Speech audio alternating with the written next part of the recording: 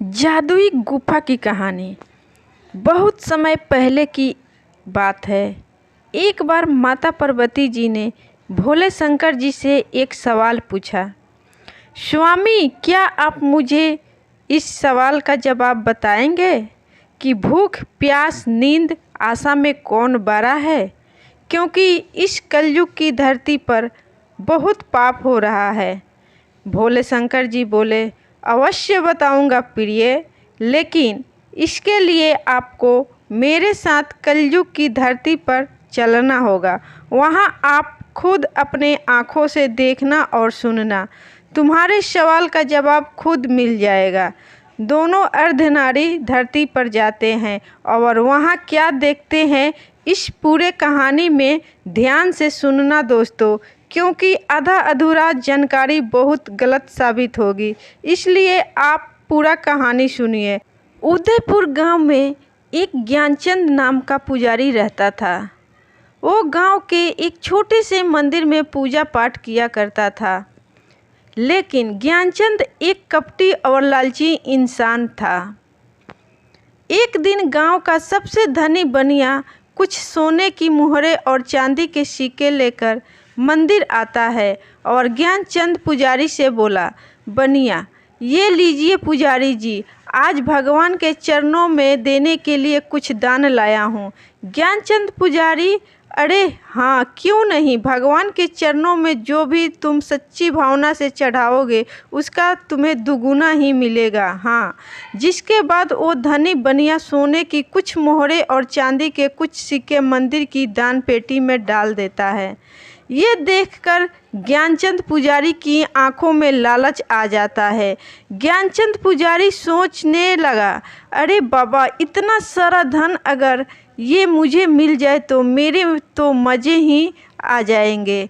हाँ, वाह, पूरी ज़िंदगी इस मंदिर का पुजारी बनकर नहीं गुजारनी पड़ेगी। हाँ, बनिया बोला, अच्छा पुजारी जी, अब मैं चलता हूँ।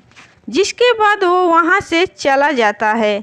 तभी ज्ञानचंद दानपत्र में से धन निकालकर एक पोटली में अपने घर ले जाता है और ज्ञानचंद पुजारी की पत्नी बोली, अरे आज आप इतनी जल्दी मंदिर से आ गए, ये आप क्या लाए हैं? जी। ज्ञानचंद पुजारी बोले, अरे अरे भाग्यवान, ये देखो आज मैं अपने लिए कितना सारा सोना चांदी लेकर आया हूँ। अब देखना भाग्यवान, अब मौज से अपना जीवन गुजारेंगे। हाँ, देखो देखो, तुम ही देखो कितना सारा धन है।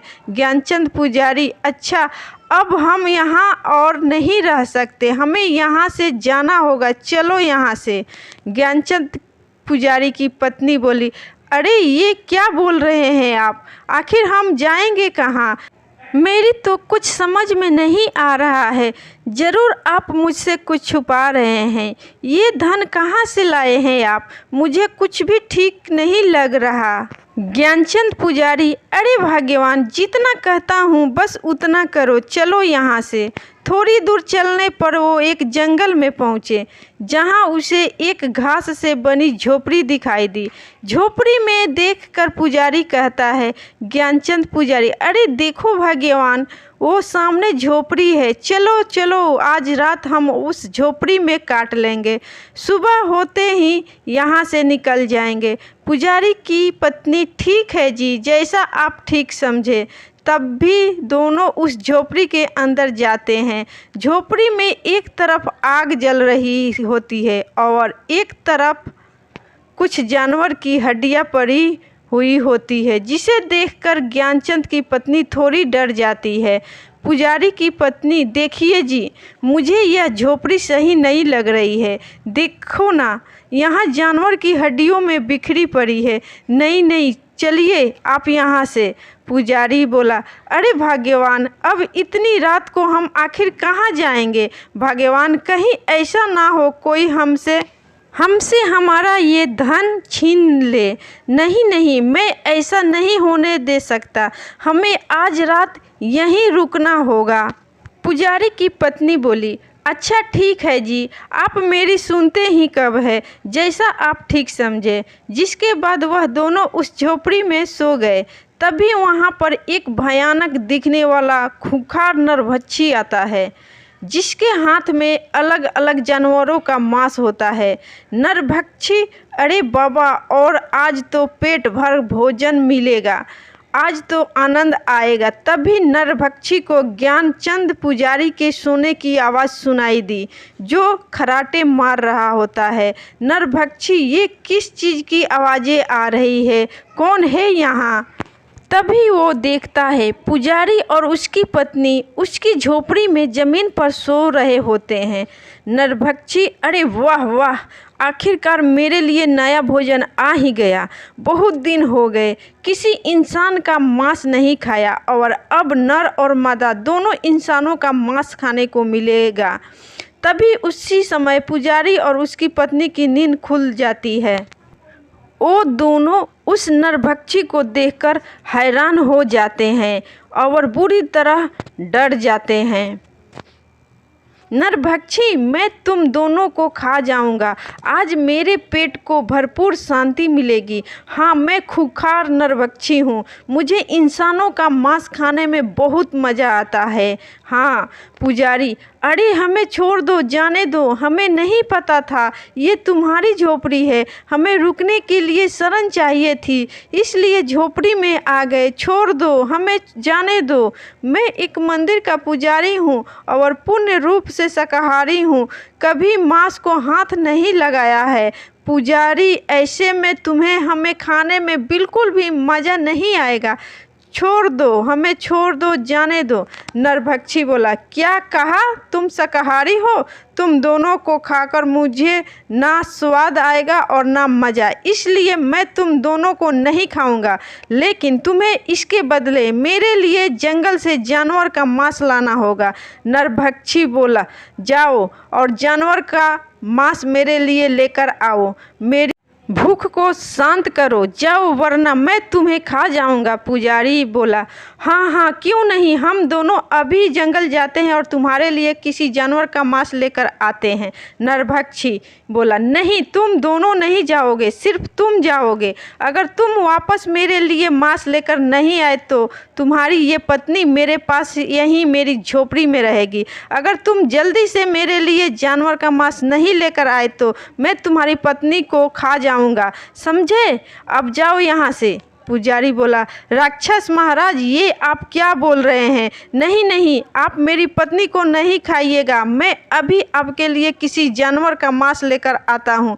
पुजारी की पत्नी बोली, मैं तो पहले ही कहा था, झोपड़ी मुझे सही नहीं लग रही है, लेकिन आपके धन पाने की लालच में हमें इतनी बड़ी मुसीबत में डाल दिया। अब इस नरभक्षी के लिए किसी जानवर का मांस लेकर जल्दी से आइए, वरना ये नरभक्षी मुझे खा जाएगा। पुजारी बोला, नहीं नहीं भाग्यवान, तुम चिंता मत करो, मैं जानवर का मांस लेकर जल्दी से आ जाऊंगा। जिसके बाद वो जंगल जाता है। जंगल में थोड़ी दूर चलने पर वो देखता है कि एक भालू का छोटा बच्चा मरा हुआ पड़ा है, जिससे कोई चील कौवे नोच के खा रहे हैं। अरे अरे, ये भालू का बच्चा तो मरा पड़ा है, मैं इसे ही उस नरभक्षी के पास ले जाता हूँ। जिसके बाद वो उस भालू के बच्चे को अपने हाथों में उठाकर उस नरभक्षी के झोपड़ी में आता है। तभी ज्ञानचंद देखता है कि उसकी पत्नी नीचे ज़मीन पर पड़ी हुई है और नरभक्षी बड़े मज़े से उसके शरीर का मांस नोच नोच कर खा रहा है। ये देखकर ज्ञानचंद हैरान रह जाता है और ज़ोर ज़ोर से रोने लगता है। पुजारी बोला, हाय हाय कपटी नरभक्षी, ये तूने क्या किया? तुम मेरी पत्नी को ही खा गया। अरे मैं तो तेरे लिए जानवर का मांस लेकर आया हूँ, लेकिन तुझे जरा भी सब्र नहीं हुआ, मेरी पत्नी को ही मार डाला। नरभक्षी बोला, तुम्हें आने में इतनी देर कैसे हो गया? मुझसे अभी भूख सहन नहीं हुई, इसलिए मैंने तुम्हारी पत्नी को ही खा लिया। पुजारी बोला, ये मैंने क्या कर दिया? मुझे माफ़ कर देना भाग्यवान, मैं तुम्हारे प्राण नहीं बचा पाया, माफ़ कर देना। पछताते हुए बोला, ना मैं मंदिर से धन चुराता और ना हम यहाँ इस जंगल में आते, मेरे लालच ने मुझसे ये क्या करवा दिया। तभी नरभक्षी बोला, आज के लिए इतना भोजन ठीक है, चलो अब थोड़ा विश्राम कर लेता हूँ। हाँ, जिसके बाद वह अपनी झोपड़ी में सो जाता है। तभी ज्ञानचंद रोते हुए अपनी पत्नी की हड्डियों को उठाता है और जंगल की ओर चल देता है। वो अपनी पत्नी की हड्डियों को लेकर जंगल में जाता है और एक विशाल पेड़ के नीचे बैठ जाता है और रोने लगता है। पुजारी बोला, मुझे माफ़ कर देना भाग्यवान, मेरे लालच ने तुम्हारी यह दशा कर दी। मुझे बहुत पछतावा है भगवान, मुझे माफ़ कर देना। कभी उसे रोते देख पेड़ पर से एक गरुड़ की आवाज़ आती है। गरुड़, क्या हुआ है तुम्हें? तुम क्यों रो रहे हो? ये मेरे सोने का वक्त है, लेकिन तुम मेरी नींद में बाधा डाल रहे हो। ज्ञानचंद उसे देखकर थोड़ा डर जाता है। पुजारी बोला, उस खूंखार नरभक्षी ने मेरी पत्नी को मार डाला, अब मैं क्या करूँगा? मेरी प्रिय पत्नी मुझे छोड़कर चली गई, अब भला मैं जीवित रहकर क्या करूँगा? अब मैं भी मर जाना चाहता हूँ। पुजारी बोला, मैं खुद ही उस खूंखार नरभक्षी को अपने आप को समर्पित कर दूंगा, अब मैं जीना नहीं चाहता हूँ। गरुड़ बोले, उस खूंखार नरभक्षी ने तुम्हारी पत्नी को भी मार डाला है? इस खूंखार नरभक्षी का आतंक तो इस जंगल में बढ़ता ही जा रहा है, जिसकी वजह से अब इस जंगल के जानवर पूरी तरह से खत्म होने को हैं। वो एक खूंखार नरभक्षी है, लेकिन मैं इसमें तुम्हारी सहायता कर सकता हूँ। तुम्हारी पत्नी फिर से जीवित हो जाएगी। ज्ञानचंद तो ये सुनकर थोड़ा खुश हो जाता है। पुजारी बोला, क्यों, सचमुच तुम सच बोल रहे हो? क्या मेरी पत्नी फिर से जीवित हो सकती है? तुम कौन हो? आखिर मेरी पत्नी कैसे जीवित हो सकती है, बताओ मुझे। गरुड़ बोले, मेरा नाम घरों का नाराज है, मेरे पास दैविक शक्तियाँ है, इसलिए वो खूंखार नरभक्षी मुझे कुछ नहीं कर सकता। तुम्हारी पत्नी का जीवित होने का सिर्फ एक ही रास्ता है, जिस पर चलकर ही तुम अपनी पत्नी को जीवित कर पाओगे, लेकिन वो रास्ता बहुत कठिन होगा। पुजारी बोला, गरुड़ राज, आखिर क्या है वो कठिन रास्ता, मुझे बताओ। मैं अपनी पत्नी को फिर से जीवित करने के लिए किसी भी कठिन रास्ते पे जाऊंगा। गरुड़ बोले, इस जंगल के उस पार एक गुफा है, जिसमें एक बहुत ही महान तपस्वी देवराज रहा करते हैं। तुम्हें उनसे मिलना होगा, वही तुम्हारी पत्नी को फिर से जीवित करने की राह दिखाएंगे। गरुड़ बोले, लेकिन देवराज तपस्वी किसी भी इंसान को अपनी गुफा में इतनी आसानी से आने नहीं देते। तुम्हें उनसे मिलने के लिए कई चुनौतियों का सामना करना पड़ेगा। पुजारी बोले, गरुड़ राज, जरूर उस गुफा में उस महान तपस्वी के पास मैं जाऊंगा, फिर मुझे कितनी भी मुश्किल का सामना क्यों ना करना पड़े। तभी गरुड़ राज उससे अपना एक पंख देते हैं। गरुड़, ये लो, मेरा ये जादुई पंख ले जाओ। जब तुम उस गुफा में मुश्किल में आओगे, तब ये मेरा जादुई ही पंख तुम्हारी सहायता करेगा। ज्ञानचंद वो पंख लेकर जंगल के पार वाली गुफा में चले जाते हैं। थोड़ी दूर गुफा में चलते ही एक विचित्र सा देखने वाला लंगूर जानवर, जिसकी आंखें एकदम सुर्ख लाल होती है, उस पर झपट पड़ता है। पुजारी बोला, कौन हो तुम? मुझे छोड़ दो, मुझे छोड़ दो। लंगूर जानवर बोला, तपस्वी देवराज की इस गुफा में आने की तुम्हारी हिम्मत कैसे हुई? मैं तुम्हें जिंदा नहीं छोड़ूंगा। क्या तुम्हें पता नहीं, यहाँ कोई भी इंसान नहीं आता है? पुजारी बोला, नहीं नहीं, मुझे छोड़ दो, मैं बहुत मुश्किल में हूँ, मुझे यहाँ गरुड़ राज ने भेजा है, मुझे देवराज तपस्वी से मिलना ही होगा, मुझे आगे गुफा में जाने दो। यह सुनकर वो डरावना लंगूर उसे छोड़ देता है। लंगूर जानवर बोलता है, ठीक है, मैं आगे देवराज तपस्वी से मिलने दूंगा, लेकिन इसके लिए तुम्हें एक चुनौती से गुजरना होगा। इसको हम आगे जाने के 2 रास्ते बताऊंगा। मैं तुम्हें अपनी बुद्धि से सही रास्ता चुनना होगा, लेकिन याद रखना, अगर तुमने गलत रास्ता चुना तो तुम देवराज तपस्वी से कभी नहीं मिल पाओगे, ठीक है?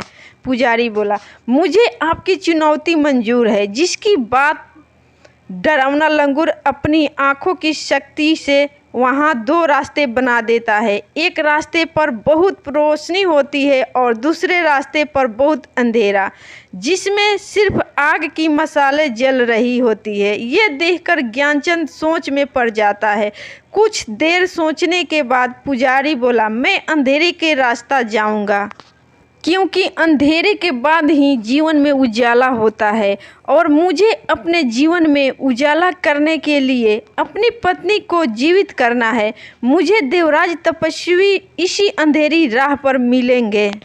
डरावना लंगूर ये सुनकर थोड़ा खुश हो जाता है। लंगूर जानवर, बहुत अच्छा जवाब दिया तुमने। तुम्हारी राह इसी अंधेरे रास्ते से होती हुई उजाले की ओर जाती है। तुम्हें ऐसे ही अपनी बुद्धि और विवेक का इस्तेमाल करना होगा। अब तुम जाओ। ज्ञानचंद अंधेरे रास्ते की ओर चल पड़ते हैं। तभी थोड़ी दूर पर वो देखते हैं कि एक बहुत बड़ी शिला दिख रही है। पुजारी, ये क्या? गुफा में आगे जाने का कोई रास्ता नहीं दिखाई दे रहा। वो शिला के पास जाता है। पुजारी, इतनी बड़ी शिला, आखिर इसका क्या मतलब हो सकता है? लगता है शिला के उस पार ही मुझे देवराज तपस्वी से मिलने का रास्ता मिलेगा।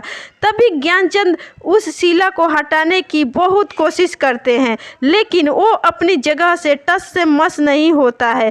तभी उसे शिला के उस पार एक आवाज़ सुनाई देती है, तपस्वी, तुम कौन हो? तुम कौन हो और क्यों इस शिला को हटाने की कोशिश कर रहे हो?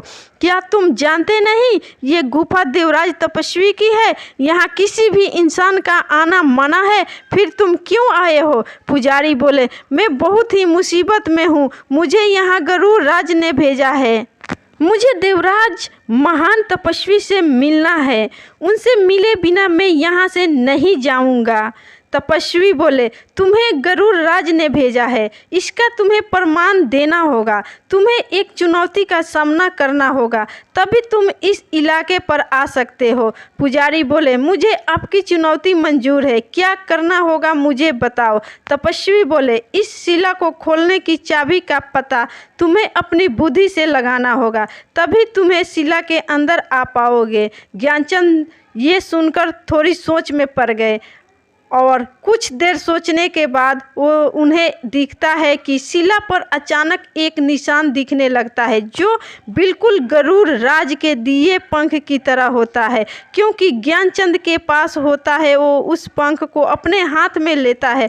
पुजारी बोले, अच्छा, तो शिला की चाबी ये पंख ही है, क्योंकि शिला पर दिखाई दे रहा है ये निशान गरुड़ राज के पंख की तरह है। जैसे ही ज्ञानचंद उस पंख को शिला पर रखते हैं, वो पंख से शिला में समा जाते हैं और शिला का द्वार खुल जाता है। ज्ञानचंद उस शिला की गुफा के अंदर जाते हैं और देखते हैं कि देवराज तपस्वी एक स्थान पर अपनी ध्यान मुद्रा में बैठे हुए हैं और ओम का उच्चारण कर रहे हैं। तपस्वी ओम ओम ओम करके तपस्या कर रहे थे। तभी ज्ञानचंद उसके पास जाते हैं। पुजारी बोले, हे महान तपस्वी देवराज, आंखें खोलिए। मुझे आपकी सहायता की आवश्यकता है। आप ही मेरी सहायता कर सकते हैं। आंखें खोलिए अपनी। देवराज तपस्वी अपनी आंखें खोलते हैं। तपस्वी बोले, कौन हो तुम और क्यों आए हो हमारे गुफा में? यहाँ हम अपनी ध्यान मुद्रा में रहते हैं, इसलिए किसी भी इंसान का यहाँ आना वर्जित है। लेकिन तुम यहाँ इतनी चुनौती का सामना करके आए हो, तो हम तुम्हारी सहायता अवश्य करेंगे। बताओ हमें, हम तुम्हारी क्या सहायता कर सकते हैं? पुजारी बोले, मैं एक मंदिर का पुजारी था, लेकिन अपने लालच के कारण एक दिन उस मंदिर से कुछ सोना चांदी चुराकर अपनी पत्नी के साथ इस गुफा के पार वाले जंगल में आ गया। पुजारी बोले, लेकिन वहाँ हमारा सामना एक खूंखार नरभक्षी से हुआ और उसने मेरी पत्नी को ही अपना शिकार बना लिया। वो खूंखार नरभक्षी एक एक करके सभी जंगल के जानवरों को अपना शिकार बना रहा है। पुजारी बोले, मैं अपनी पत्नी को दोबारा से जीवित करना चाहता हूँ। मेरी पत्नी की जान मेरे ही लालच के कारण गई है, इसलिए मैं अपनी पत्नी को फिर से जीवित करना चाहता हूँ। अब आप ही मेरी सहायता कीजिए देवराज। देवराज तपस्वी बोले, दुष्ट व्यक्ति, तुमने अपने लालच के कारण अपनी पत्नी को गंवा दिया है। मैं तुम्हारी सहायता नहीं करूंगा, जाओ यहाँ से। देवराज की बात सुनकर ज्ञानचंद जी तपस्वी के पैरों में गिर पड़ते हैं और बोलते हैं, पुजारी, नहीं नहीं देवराज, ऐसा मत बोलिए। आप एक महान तपस्वी हैं, मैं जानता हूँ मुझे लालच नहीं करना चाहिए था, लेकिन अब मैं अपनी पत्नी को फिर से जीवित करना चाहता हूँ, मेरी सहायता कीजिए।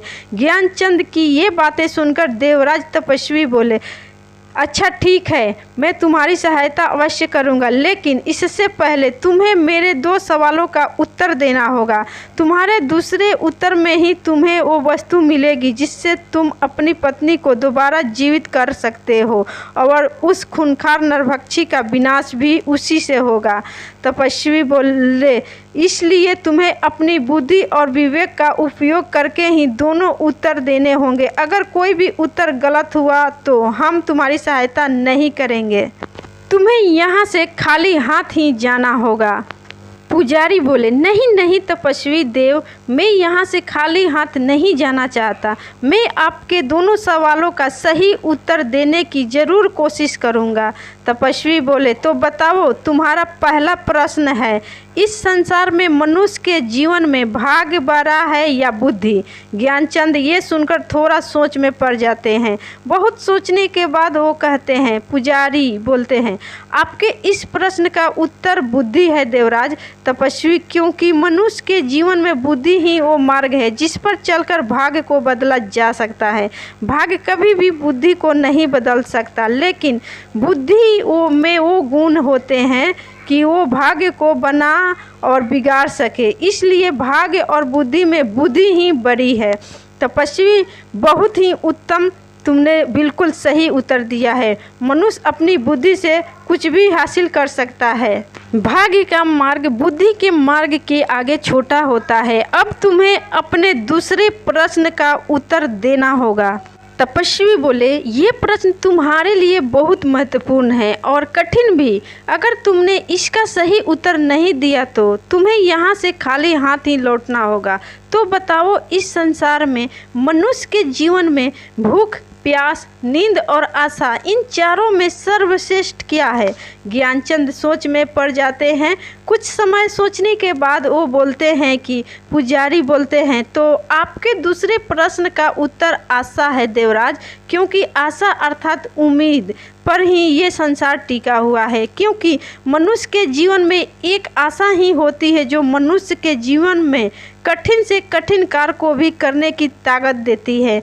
मनुष्य जीवन में आशा घने अंधेरे में उस रोशनी की किरण की तरह है जो मनुष्य को घनघोर कष्ट में भी जीने की प्रेरणा देती है। तपस्वी बोले, वाह, बहुत ही उत्तम उत्तर तुम्हारा, ये उत्तर बिल्कुल सही है। मैं तुमसे बहुत खुश हुआ, तुम्हारी बुद्धि ने मुझे प्रभावित किया, इसलिए मैं तुम्हारी सहायता अवश्य करूँगा।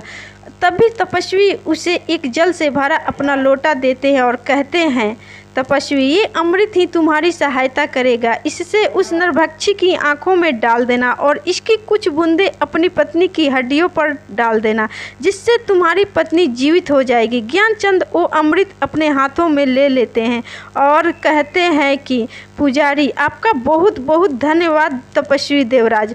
अब मैं इस अमृत से अपनी पत्नी को दोबारा जीवित कर पाऊंगा और उस नरभक्षी का अंत भी करूँगा।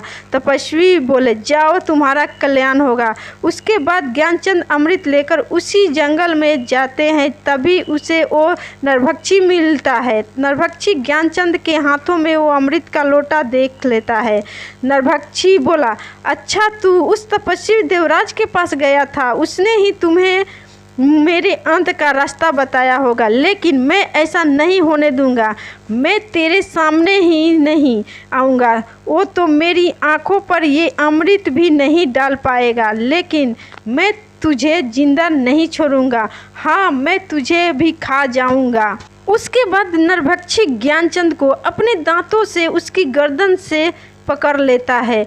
तभी वह गरुड़ राज पेड़ से खूंखार नरभक्षी के ऊपर छलांग मारता है और नरभक्षी ज्ञानचंद की गर्दन को छोड़ देता है। नरभक्षी, ये तूने अच्छा नहीं किया गरुड़, मैं तुझे भी जिंदा नहीं छोड़ूंगा। आज तुम दोनों को खाकर ही मैं अपनी भूख मिटा दूंगा। कि तभी अचानक से ज्ञानचंद अपने हाथ में उपस्थित अमृत खूंखार नरभक्षी की आंखों में डाल देते हैं। अमृत डालते ही वो नरभक्षी जोर जोर से चिल्लाने लगता है। नरभक्षी ओह ओह यार, और देखते ही देखते नरभक्षी जलकर भस्म हो जाता है।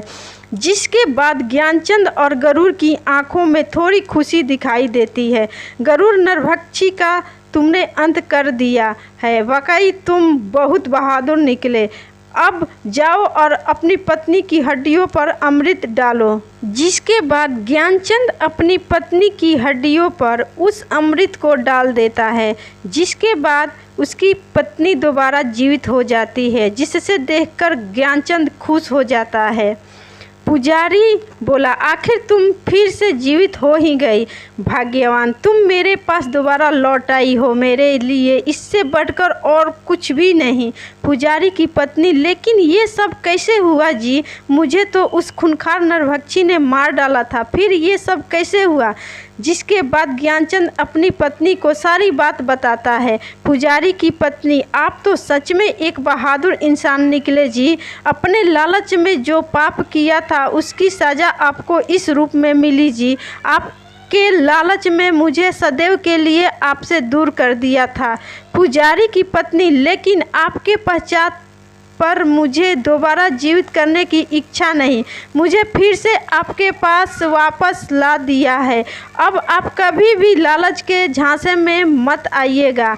पुजारी बोले, नहीं नहीं भाग्यवान, मुझे समझ आ गया है। मनुष्य को लालच सिर्फ विनाश की ओर ही ले जाता है। गरुड़, दोनों खुश रहो। आज तुम्हारी वजह से इस जंगल को इस नरभक्षी से मुक्ति मिली। धन्यवाद।